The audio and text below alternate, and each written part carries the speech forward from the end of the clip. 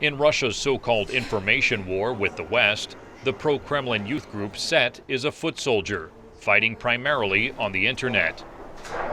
We believe this is an important part of our job to convey, including to a foreign audience, our position regarding what is going on in Syria, what is going on in Ukraine, about Putin. The group designs viral videos, some not so subtle, but refuses to say if their activities are state-sponsored. But there is no doubt that supporters of President Vladimir Putin are behind them. Lyudmila Savchuk says she worked undercover in a Russian troll factory, where staff were paid to post attacks online against opposition leaders and the West, as well as to praise Putin. This was certainly not the only troll factory. Other journalists who were conducting research saw similar activities in different parts of our country. Cyber efforts have increased since Russia annexed Crimea in 2014, sparking confrontation with the West, says author Andrei Soldatov via Skype. Because that was a moment when we see two things. We got these trolls, and also we got the new level, much more sophisticated level of hacking attacks.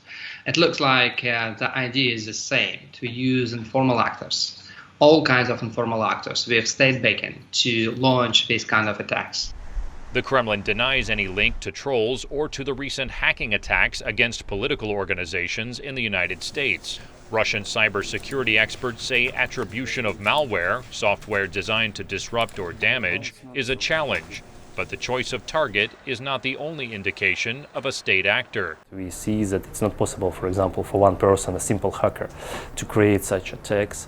And probably, if we see the levels of sophistication, probably the government's responsible of creating such malware attacks. The initial goal of the hacking was to leak compromising material on Democratic presidential candidate Hillary Clinton.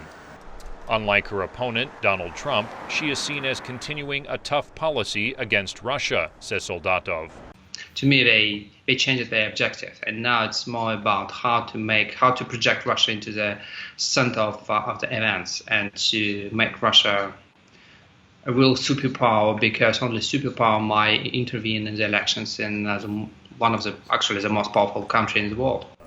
Lozhkin, a former federal cybercrime investigator, says the number of state-sponsored hacking attacks is doubling each year as technology shifts state efforts from people to malware against malware.